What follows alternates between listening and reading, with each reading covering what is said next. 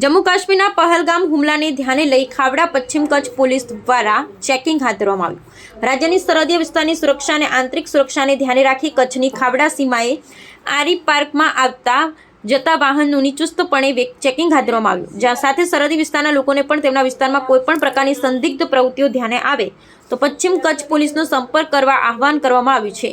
કચ્છના સરહદી વિસ્તારમાં બીએસએફ અને પૂર્વ કચ્છ પોલીસ દ્વારા સંયુક્ત ચેકિંગ અને પેટ્રોલિંગ હાથ ધરવામાં આવ્યું।